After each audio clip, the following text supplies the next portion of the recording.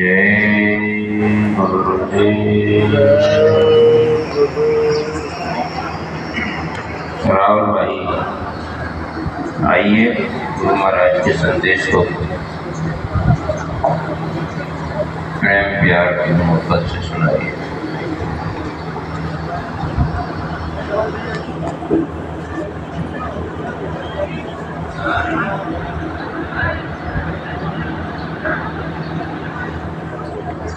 जय जय गुरुदेव।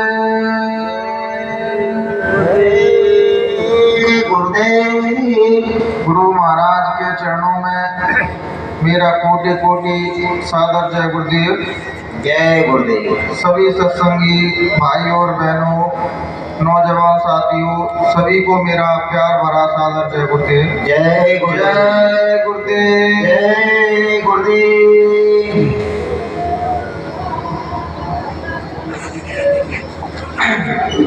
संत कबीरदास कहते हैं कि यह तन बिस्की बेलरी गुरु अमृत की धार, शीश दियो जो गुरु मिले तो भी सस्ता जान। अगर हमारे जीवन में कोई सदगुरु मिल गए तो उसको हम शीश भी भेंट दे देंगे तो ये भी कम है। हमारे जीवन में अपने धर्म शास्त्रों में कहा गया है कि सदगुरु मिल गया, अगर हमने उसको शीश भी भेंट दे दिया वो भी कम है। तो बहनों भाइयों, संत किस शीश की बात कर रहे हैं? गर्दन काट के चढ़ा देना शीश नहीं कह रहे। अपने अंदर, सभी के अंदर एक अहंकार बैठा है कि मैं किसी के सामने झुकूंगा नहीं, उस चीज की बात कर रहे हैं। मंदिर मस्जिदों में हम सर तो झुका देते हैं सब लोग, लेकिन अपना ईगो और अहंकार नहीं झुका पाते। इसलिए तो कहते हैं सब जगह घूम रहा है लेकिन भगवान कहीं यही नहीं है, कोई कुछ है ही नहीं है। अरे होगा तो जब तुम्हारा मन निर्मल होगा।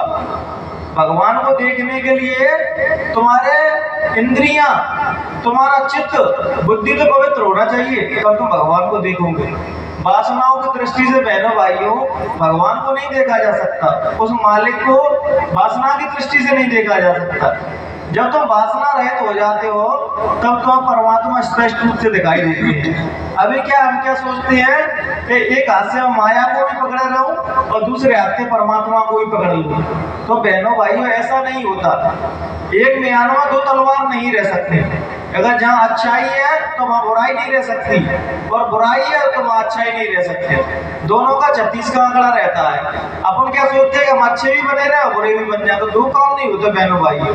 भगवान के मार्ग पर चलना है तो सबसे महत्वपूर्ण जो चीज है वो सबसे पहला हमें ईमानदार होना चाहिए। हम क्या है कि हमसे बेहतर हमें कोई नहीं जानता। दूसरे हमारे बारे में क्या कह रहे हैं जो महत्वपूर्ण बात नहीं है, हम अपने बारे में क्या सोचते हैं जो महत्वपूर्ण बात है। जब तुम सच्चे आदमी हो तो अपन क्या करते हैं, सच्चाई की सफाई देने लगते हैं, देखो मैं भला आदमी हूं। सच्चे आदमी की तो सफाई परमात्मा देता है, उसे देने की जरूरत नहीं है। और इतिहास हमारा भरा पड़ा है, ऐसे ऐसे भक्तों को, संतों को सताया गया धरती पे, लेकिन उसकी गवाही देने परमात्मा स्वयं आए। जब सिकंदर लोधी ने कबीर को हाथियों से खुदवाने की फरमान जारी कर दिया कि वो हाथी से गूंद लो, तो जब हाथी गूंद रहे थे उनको तो कबीर साहब तो थे नहीं, राम जी के रूप में दिखाई देने लगे। तो ऐसे भक्तों की, ऐसे संतों की रक्षा करने परमात्मा स्वयं आता है। लेकिन उस कसौटी पे कसने लायक हम बने तो वो कहते नहीं कि एक बार भगवान जी अपने लोग में बैठे थे तो जैसे ही नारद जी आए तो भगवान जी तुरंत अंतर ध्यान हो गए, दौड़ पड़े कि मुझे जाना है, किसी को बचाने जाना है।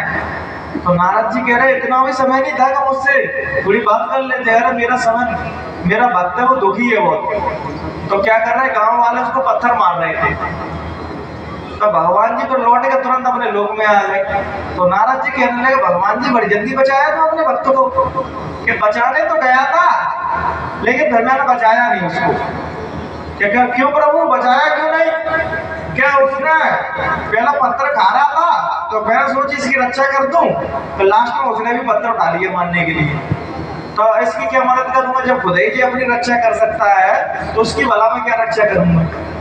तो जब तक तुम 100% परमात्मा में विश्वास भजन नहीं होगा तब तक तो परमात्मा में महसूस होंगे ना, आप परमात्मा को जान सकते।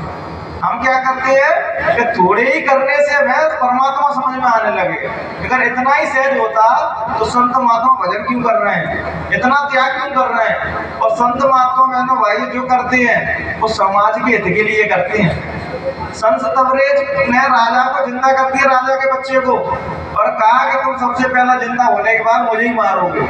और हुआ भी नहीं, जब विद्रोह ज्यादा हो गया तो राजा को उनको मृत्युदंड देना पड़ा, उनकी खाल खिंचवा ली गई। तो बहनों भाइयों, संतों का जीवन तो और ज्यादा दुखदाई है, लेकिन वो फिर भी समाज के कल्याण के लिए भजन करते हैं, और जो भी प्राणी उनके पास आता है उसको वो दीक्षा चाहिए होती है वो दे देते हैं अपने। इसलिए तो शास्त्रों में कहा गया है कि गुरु का स्थान भगवान से भी ऊंचा रखा गया है। कारण बहनों भाइयों कि भगवान तो तुम्हें वही चीज देंगे जो तुम्हारे कर्म अनुसार तुम्हारे कर्मों में लिखी है वही देंगे। लेकिन किसी ने संत ने तुमसे कह दी तो वो बात पत्थर की लकीर हो जाती है। कहते हैं कर्म संत वचन पत्थर की लीका मोर मकुड़ पड़ जाती है। संत तुम्हारे कर्म नहीं देखते कि तुमने कैसे कर्म दिए, जब तुम उनके सानिध्य में आ गए तो आज से तुम उसके हो गए। जैसे गुरु महाराज के पास एक व्यक्ति आए तो वो कह रहे अरे महाराज जो बहुत पापी है, तो गुरु महाराज कह रहे पापी था लेकिन आप जो मेरे सानिध्य में आ गए आप कोई पापी नहीं। तो हम संतों का जीवन, संत बनने को पहले का जीवन देखोगे ना उनका, तो बिल्कुल अपोजिट आदमी थे। जब भगवान के मार्ग पे चलने लगे और मन निर्मल हो गया तो भगवान उसके आदेश पर चलने लगे।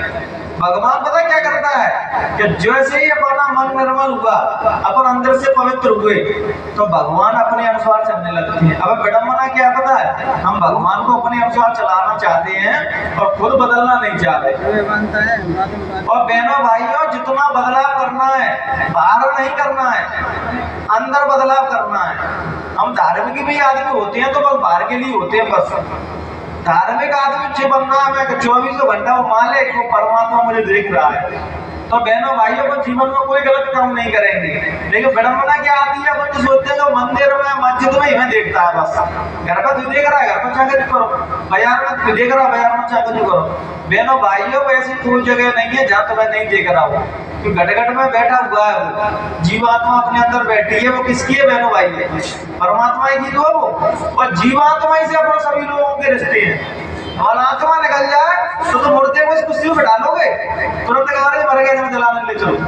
आत्मा ही से सब लोगों का रिश्ता है, शरीर से रिश्ता नहीं है। लेकिन विडंबना ये है कि अपने मन बुद्धि चित्त इसको शरीर मान के बैठा है कि मैं शरीर हूँ। सारे दुखों का जड़ यही है कि हम जो है उसको हम जानते नहीं है, और जो नहीं है उसको जानने की कोशिश कर रहे हैं। हम अपने आप को मन मानते हैं, बुद्धि मानते हैं, शरीर मानते हैं, और वो तो आत्मा।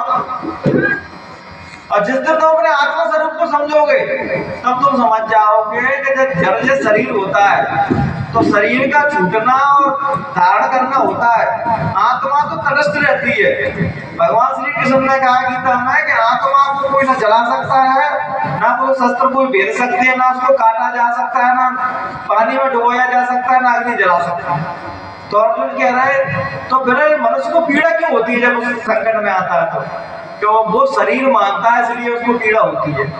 तुम्हारे पर कष्ट पड़ेंगे तो आत्मा पर जो कष्ट पड़ रहा है, जो कष्ट पड़ रहा है वो बाहरी और शरीर पर पड़ रहा है तुम्हारे, इसलिए तुम उसको दुख को अपना समझ लेते हो। आत्मा को तो कोई दुखी कर ही नहीं सकता। जिसको आत्मज्ञान प्राप्त हो जाता है तो वो ज्यादा शरीर की चिंता नहीं करता कि शरीर का क्या हुआ। शरीर को तो एक ना एक दिन छूटना ही है जहाँ से। लेकिन समझदार व्यक्ति वही है कि शरीर छूटने से पहले अपने आत्म तत्व को जान ले। जैसे कृष्ण भगवान ने उद्धव से कही, जब उद्धव बूढ़ो हो गए कि भगवान जी तुम भी अपने धाम में ले चलो, तब उद्धव से उन्हें स्पष्ट मना कर दी कि तुमने योग नहीं किया, भजन नहीं किया, साधना नहीं की, बगैर साधना के तो मेरे धाम में नहीं जा सकते। तो नहीं मैं बूढ़ा हो गया प्रभु, अब भजन कैसे करूंगा? तुमने तो योग के बारे में कुछ बताया ही नहीं था कि तुमने पूछा नहीं, हमने बताया नहीं। वैसे गीता में भगवान ने योग इतना स्पष्ट कह दिया है कि अष्टांग योग के बारे में बताया, उसी के द्वारा हम अपनी आत्मा को जान सकते हैं। जब अपनी इंद्रियों को रोक के, मन बुद्धि चित्त को रोक के एक जगह बैठेंगे, जिस समझ से कथन साधना है मेरा भाई, मंदिर में गए तो वहाँ मन बुद्धि चित्त कोई रुक रहा है, वहां पर अगर आपकी दिया लगाया है तो बहुत अच्छी बात है। लेकिन जब एक जगह बैठ के अंति पांति मार के ध्यान करती है ना, तब इंद्रियां अपनी सबसे ज्यादा चलायमान रहती हैं। ध्यान तुम्हारा इंद्रियां ज्यादा चलायमान वैसे भी नहीं, जितना तो समाधि में बैठोगे ध्यान करोगे उतनी ज्यादा इंद्रियां चलायमान रहेंगी, क्योंकि इंद्रियां का स्वभाव क्या है, तो इंद्रियों को रोकने का काम करने लगे। तो इंद्रियां भी पूरा अपना जोर दिखाती हैं कि भैया कितना कितना सामर्थ्य पर तेरा तो देख लूं, क्या तू डिटरमाइंड होके बाजार में बैठ सकता है। मन ने जोड़ मारा तो बाजार में क्या हो रहा दौड़ा निकाले, हर नाती क्या कर रहा तो अभी बात दौड़ में 1 घंटा गुरु महाराज ने कही, लेकिन हम वो 1 घंटा भी नहीं कर पाते थे। आज तो स्थिति ये कि 5 मिनट नहीं बैठ पा रहे लोग, मन इतना चंचल लोगों का। तो कलियुग में कही, कलियुग केवल नाम आधारा और सुबह सुबह करे बात, उस नाम की उस मालिक की बात की है।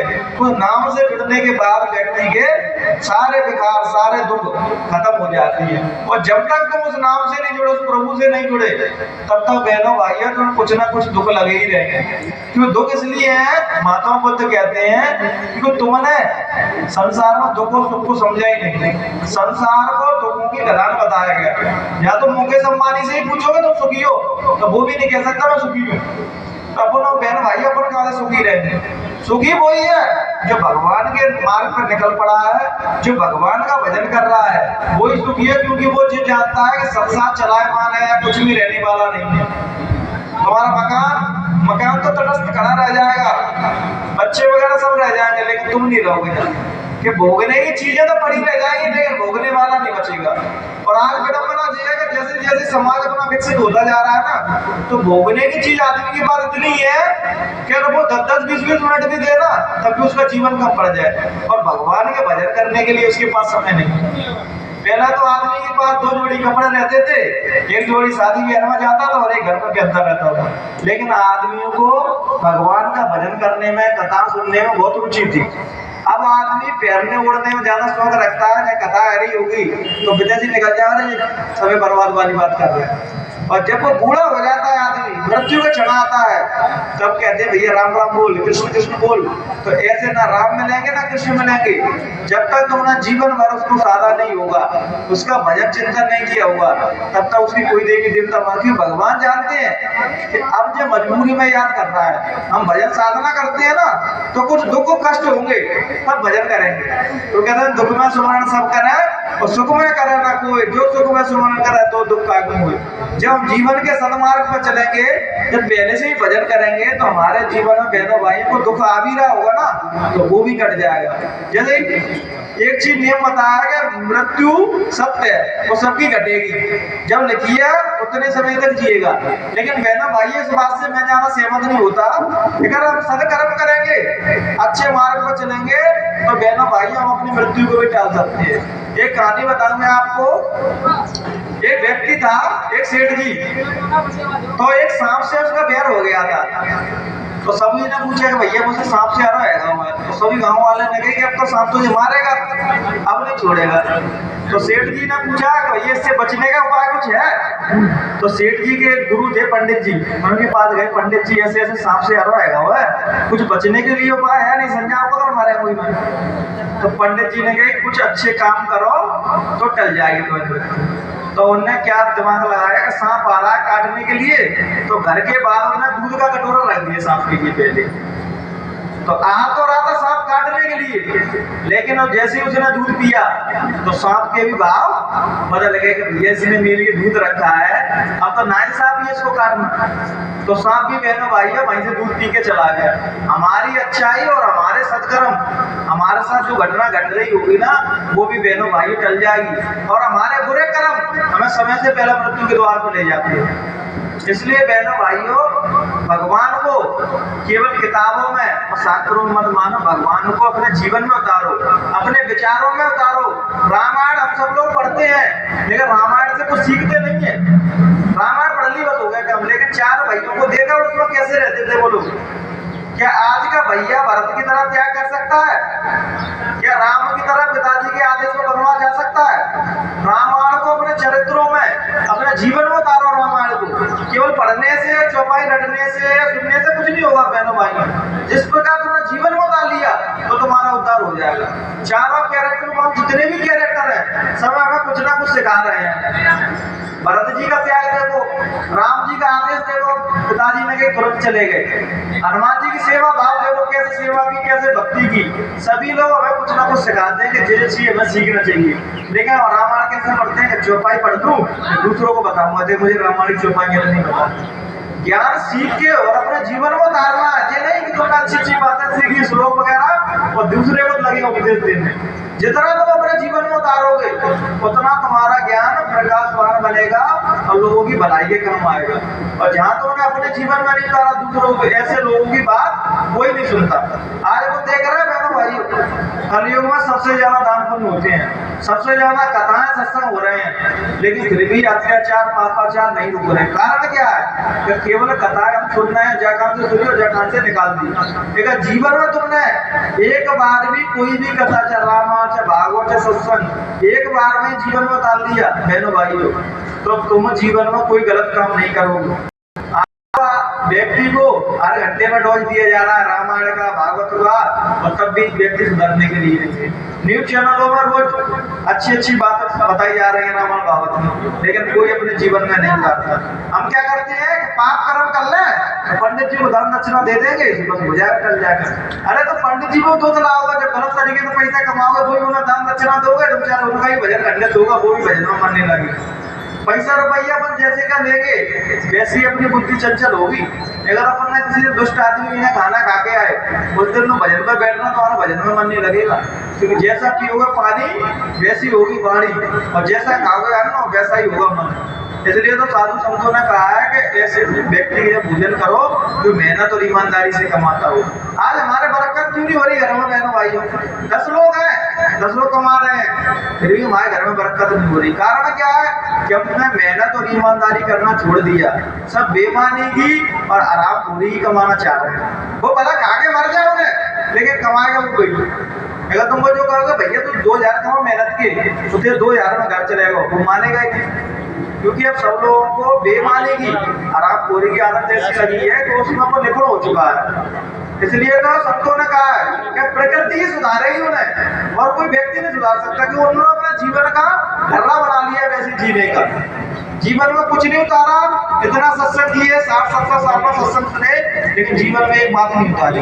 और जैसे ही तुमने जीवन में उतारी तुम्हारे सारे दुख बहनों भाई, जिस दिन से तुमने जीवन में सत्यता उतार ली, दुख तुम्हारे नहीं खत्म हो जाए तो मुझे कहना भैया तुम मानना जो कह रहे कि तुमने ऐसी बात बोली मैं सदमार्ग पर चला भी मेरे जीवन में दुख आए।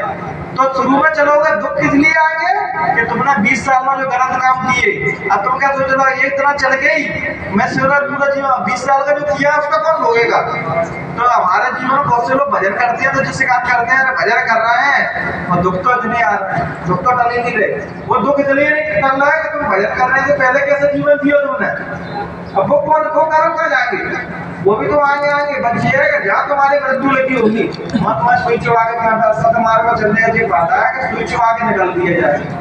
जो तुम अच्छे मार्ग पर चलोगे, तुम्हारी बाहर एक्सीडेंट लगा हुआ, तुम एक्सीडेंट से मरोगे, वहाँ तुम्हारे खरोचा वड़ाचा होके वो चीज टल जाएगी। जो होता है सदकर्म में चलने की बात हो, लेकिन पॉजिटिव हम सोचेंगे तभी तो पॉजिटिव कर पाएंगे।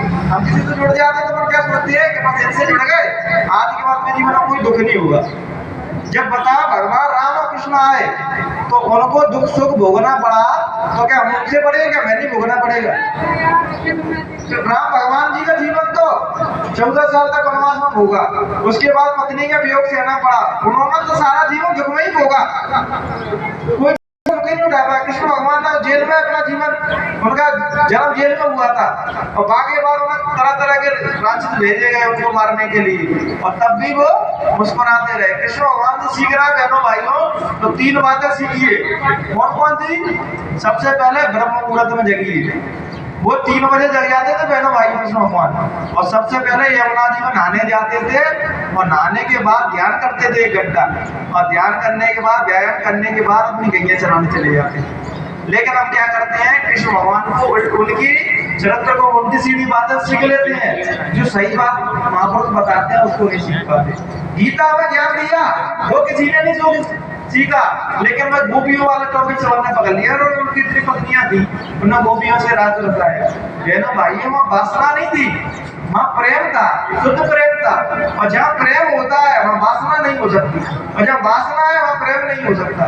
लेकिन अब भगवान को भी वासनाओं की दृष्टि से देखती है, अरे भगवान ने भी तो किए वो काम, अरे भगवान ने तो इतने सारे राक्षस भी मारे, तुम भी मार के दिखा देगा लोगों को, तुरंत वहां जेल में डाल दिया जाएगा। इसलिए भगवान की तुम भी नहीं कर सकते। जो ग्रेट पर्सन आते हैं उन्होंने खास कुछ ऐसा किया, वो राक्षस बेचारा इसने उन महिलाओं को कैद कर रखा था, इस वजह से उसे मजबूरी में शादी की थी कि भैया उनसे शादी कौन करेगा, उनको उन्होंने मार दिया, बंद कर दिया। तो नहीं प्रभु हम घर तो जा नहीं सकते, इसके जा रहे हैं तो घर में समाज कैसे रखेगा। तब प्रभु ने उन्हें अपनी पत्नी का दर्जा दिया सबको। तो सीखो, अच्छी चीजें सीखो, उसमें से गलत चीजें नहीं निकाला। जिसको गलत ही सोच रहा है ना वो भगवान के चक्कर में सिर्फ गलत चीजें निकाल लेगा, और जिसको अच्छा सोचना है वो किसी भी चीज में अच्छा ही निकाल लेगा। तो अच्छा बहनों भाइयों, जैसे लोगों के तुम संग रहोगे ना वैसे ही धीरे धीरे बढ़ते जाओगे। बहनों भाई हम लोगों के साथ आप 1 महीना रहोगे ना तो आपके अंदर वो ध्यान भजन वाली बातें, साधना वाली बातें, भगवान की बातें, वो चीज आएंगी। और संसार में वैसे व्यक्ति के साथ रहोगे जो कुकर्म कर रहा है, उल्टे सीधे काम कर रहा है, तो एक ना एक दिन तुमका भी वो रंग चढ़ेगा। जैसी संगत करोगे वैसा ही रंग चढ़ेगा तुमका। रोज तुम कथाओं में जाना, भागवत सुनने जाना, सत्संग में जाना बहनों भाइयों, तो तुम्हारा जीवन धीरे धीरे बदलता रहेगा। अच्छाई बुराई से अच्छाई को चलने लगोगे। जो बुरे काम करते हो धीरे धीरे सब छोड़ने लगोगे। उंगली मारती है, आपने सबने कहानी सुनी होगी। जब उंगली मारता तो सबको मार मार के और खा जाता था, लूट के और उंगलियों की माला पहनता था। तो एक बार बहनों भाई वहां से बुद्ध का निकलना हुआ तो सभी ने रोका कि महात्मा वहां से मत जाओ, वहां से उंगली मार रहता है तो मार डालेगा, उस रास्ते से मत जाओ। तो महात्मा बुद्ध कहते हैं कि हम जिस रास्ते तय कर लेते हैं उधर से जाते हैं। आज तो या तो उंगली मार नहीं रहेंगे या नहीं रहेंगे, एक चीज होगी। अब बताओ ज्ञान के सामने कौन टिक सकता है? जिसको परमात्मा का आशीर्वाद है, जो परमात्मा स्वरूप हो चुका है, उसके सामने भला उंगली मार क्या कर पाएंगे। तो उंगली मार के सामने गए तो दूर से ही उंगली मार को भी दया आने लगी कि भैया आज तो संत आ रहे हैं। इतना राक्षस होने के बाद भी क्या कह रहे हैं कि इनकी हत्या नहीं कर सकता मैं, क्योंकि और तो सब संसारी लोगों को तो मारता हूँ, लेकिन इनका वेशभूषा ऐसा लग रहा है कि मारने योग्य व्यक्ति नहीं है। जब बताओ उनका तेजस्वी चेहरा भगवान का नूर उनके अंदर से दिख रहा, तो जाके उनके सामने खड़े हुए उंगली मार कर रहे तो फिर यहाँ से चले जा, मुझे दया आ रही है तो मार नहीं सकता, नहीं तो मैं तुम्हें मार दूंगा। तो उन्होंने कही मार सकता है तो मार दे, कोई दिक्कत नहीं है, लेकिन बस मेरे एक क्वेश्चन का उत्तर दे दे, उसके बाद तो मुझे मार दे। तो उन्होंने ये बोला महात्मा क्या उत्तर है कृष्ण तुम्हारा, किस पेड़ की डंगोर को तोड़ दो। तो उन्हें तोड़ दी। तो उन्हें अब इसको जोड़ दो। क्या महाराज मैं तोड़ तो सकता हूँ, जोड़ नहीं सकता। तो उन्हें ठीक ऐसे ही जब तुम तोड़ के जोड़ नहीं सकते तो तुम्हारा मृत्यु लेने का अधिकार तुम्हें किसने दे दिया? जब तुम किसी को जीवित नहीं कर सकते तो मौत उसकी क्यों कर रहे थे?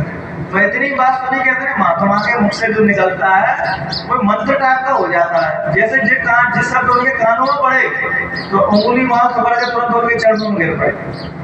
कि इतनी गौण बात है और इतनी छोटी तरीके से आपने बता दी। तो वो रोने लगे, कहने लगे भैया मेरे लिए तो कोई मार्ग खुला ही नहीं है, अब तो मुझे नरक में जाना है। कि नहीं, तुम आप मेरे सानिध्य में आ गए, तुमने पश्चाताप कर लिया, तुम बहुत साधना में बहुत ऊंचे जाओगे। क्योंकि जो गलत रास्ते में चलता है ना उसको पश्चाताप एकदम होता है, तो इतने लाइन बदल देता है कि कोई आदमी माधव बन जाता है। एग्जाम्पल के लिए वाल्मीकि जी को देख लो, जब हृदय परिवर्तन होता है और हुआ भी ऐसा ही, उंगली मारने इतनी साधना की उस मोक्ष पद को पा गया। तो बहनों भाइयों जब वो बदल सकती है तो मैं तो मानता हूँ कि सभी लोग अपने चरित्र पापी नहीं होंगे कि वो नहीं बदल पाए। अपन में एक ख्याल है तो अपन भी सदकर्म कर सकती है, अच्छे रास्ते पे चलते हैं। मत दो किसी को दान, अगर पैसा नहीं है तो कोई दान तुमसे नहीं मांग रहा, मत करो भागवत रामायण मत करो, लेकिन आपको भगवान ने परमात्मा ने जो दायित्व दिया गया है उसको मेहनत ईमानदारी से निभा सकते हो। एक पुलिस वाला अपनी नौकरी मेहनत ईमानदारी से कर सकता है, एक वकील अपनी वकालत मेहनत ईमानदारी से कर सकता है, एक साधु महात्मा निस्वार्थ जीव ज्ञान को दे सकता है। बस समाज को जी चाहिए और कुछ नहीं चाहिए। आज हम अपने बच्चों को डॉक्टर, इंजीनियर, कलेक्टर तो बनाना चाहते हैं, लेकिन उसको अच्छा इंसान कोई बनाना नहीं चाहते। बनाना चाहते हैं मैडम भाइयों, अपने बच्चों को लेकर कोई सत्संग में नहीं आता कि ये बाबा बन जाए, ये संत ना बन जाए। उसके संत बनने से तुम्हारे साथ पीढ़ी कर जाएगी, लेकिन हम तो संत नहीं बनाएंगे, चोर बनाने के संत नहीं बनाएंगे। तो बहनों भाइयों को सत्संग में ला के डॉक्टर इंजीनियर बनाओ, लेकिन अगर वो अच्छे डॉक्टर बनेंगे तो कोई बेचारा गरीब आया उसका फ्री में भी इलाज कर देंगे। अच्छा पुलिस वाले बनाओगे तो गरीब लोगों को न्याय दे सकेंगे। अब तो सत्संग में ऐसी जगह लाओगे नहीं उनको तो बन भी जाएंगे वो अफसर, तो ऐसे ही बढ़ेंगे कि मर जाएगा व्यक्ति तब भी बताएंगे नहीं कि मर गया वो, उसकी मृत्यु के भी पैसा ले लेंगे। डॉक्टर देंगे आपने, हॉस्पिटलों में क्या केस चल रहा है, पुलिस वाले देंगे, बेकसूरों को जेल में डाल देते हैं पैसे मांग। ये विडम्बना जी है, उनके माँ बाप ने वो संस्कार नहीं दिए। जब आप कुछ ना कुछ तो नौकरी करोगे ही आगे आप, लेकिन वही अगर मेहनत ईमानदारी से करोगे तुम्हारे बच्चे भी सुखी रहेगा, तुम भी सुखी रहोगे। जितना जीवन जियोगे सुख में जियोगे। और जैसे उल्टे सीधे काम, आदमी के कर्म आगे आते हैं, दुख और कोई नहीं है आदमी के। दुख से रो रहा है वो व्यक्ति तो हम सब लोग पिघल जाते हैं, बेचारा दुखी रो रहा है, लेकिन उसके कर्म ही उसको रुलाते हैं और उसके कर्म ही उसको हटाते हैं। तभी तो कहा कर्म संसार विश्व चलागा, जो जस का ही दस बच जाता। कर्मों के बंधन से बहनों भाइयों भगवान राम नहीं बच पाए, बाली को छुपके मारा, इतिहास भरा पड़ा है। तो जब बेलिया ने किसी भगवान को मारा तो लोग रोने लगे, बेलिया के मैंने भगवान जी को मार दिया, मैंने भगवान जी को मार दिया। तो भगवान जी ने कहे रो मत, ये तो कर्मों का देश है, कर्म प्रधान है, जो नियम मैंने ही बनाया है तो भला इस नियम से मैं कैसे बच सकता हूँ। तो उनको भी कर्मों का लेन देन देना पड़ा बहनों भाई। जो तुम कर रहे हो खोटे कर्म तो इसको कौन भोगेगा, दूसरे भोगेंगे, इसको हम ही भोगेंगे। अच्छे कर्म करोगे तो अच्छा फल भी हम ही भोगेंगे, और खराब कर्म करोगे इसका फल भी हम भोगेंगे। इन्हीं विचारों के साथ हम अपनी वाणी को यहीं विराम देंगे बहनों भाइयों। अगर किसी भी प्रकार की हमसे त्रुटि रह गई हो तो कोई ज्ञानी कोई महात्मा नहीं है, जैसे जीवन में आप लोगों के संग रहते हैं। जय गुरुदेव। अब हम सुरेश भैया से अनुरोध करेंगे कि गुरु महाराज की वाणी सबको पता है और सबको भक्ति भाव में मगन करते हैं। जय गुरुदेव।